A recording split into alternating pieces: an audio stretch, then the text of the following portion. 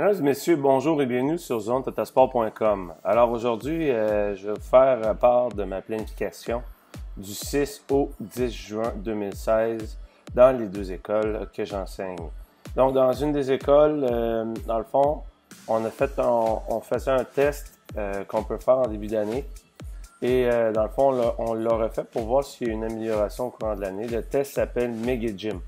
Donc, on a fait ça durant cette semaine-là dans une des écoles. On a fait le test Mega Gym, mais on a focusé sur certains tests. Exemple, on a fait le test de la vitesse des bras.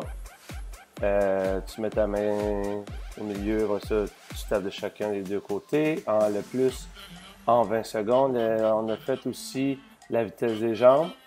Ensuite, la course en cercle. C'est 5 tours. Après ça, on avait fait les pas chassés. Après ça, on avait fait la course en slalom. Après ça, la navette de 5 mètres. Bref, on les a pratiquement toutes fait, sauf le test bip-bip et la vitesse, en tout cas avec l'ordinateur. Celui-là, on l'a pas fait parce qu'on n'a pas accès à ça. Et pour un petit peu trop de problèmes à faire ça. Donc, ça, c'est ce qu'on a fait dans une des écoles. Maintenant, puis là, c'est ça que j'ai fait aussi.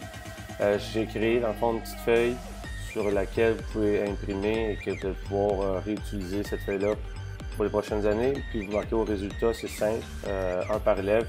Puis même, vous pouvez rajouter d'autres petites lignes ici, pour utiliser cette feuille-là pour plusieurs élèves en même temps. Vous pouvez l'imprimer recto verso.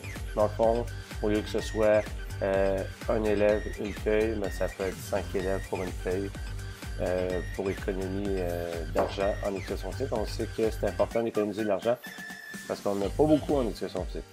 Ensuite, dans l'autre école, ça s'appelle 1 minute pour gagner. C'est très simple ce qu'on a fait. C'est qu'on a fait plusieurs stations de conditionnement physique, mais qui n'est pas Mega Gym. Ce qu'on a fait, c'est qu'on a pris des feuilles blanches, on les a mis au mur et avec un crayon. Et à chaque station, il y avait ça. Et ils doivent marquer leurs résultats. Et comme le titre l'indique, c'est 1 minute pour gagner. Nous autres, à l'école, dans cette école-là, il y en a assez. On a assez de chronomètres, je pense qu'on a une vingtaine de chronomètres pour que ce soit peut-être un par équipe de 3 ou de 4. Donc ça, on en donnait un à un élève responsable et c'est lui qui s'occupait du chronomètre. Donc, 1 minute pour gagner, c'était faire chacun des ateliers, puis on inscrivait les résultats sur la feuille blanche qui est placée sur tous les ateliers. On marquait leur nom, leur groupe et leur temps ou leurs résultats qu'ils ont eu selon l'atelier qu'il y avait. Donc, exemple, l'atelier 1, le plus de redressement en 1 minute, l'atelier 2, des burpees, l'atelier 3, celui qui reste le plus longtemps suspendu, donc celui-là, c'est pas 1 minute. Ben, tu sais, mettons, vous pouvez, exemple, challenger les élèves, dire vous devez tenir 1 minute. Si vous réussissez, vous avez atteint l'objectif. Ou vous pouvez faire un concours pour la suspension à la barre, celui qui dure le plus longtemps. Donc ça va être à vous de déterminer ça. Des push-ups, c'est le plus en 1 minute sur la corde, jumping jack, le step master. Et dans le fond, après ça, il y a les fentes, les lancers. Là, il y en a qui ont, c'est pas 1 minute pour gagner, mais c'est d'autres choses. Sprint, c'est le plus rapide. Donc, ils font un aller-retour, une course de 20 mètres à peu près. Donc, ceux qui font le meilleur temps marquent les résultats. Et le lancer du poids. Pour faire le lancer du poids, petit truc, c'est pas toutes les écoles qui ont des rubans mesurés. Moi, ce que je vous suggère, c'est la chose suivante. Vous placez un long ruban adhésif. Tu sais, ils en vendent là, des rubans adhésifs de couleur. Vous en mettez un très long. Et vous tracez un trait à chaque 10 cm, marqué 10, 20, etc. jusqu'à concurrence de, par exemple, 20 mètres.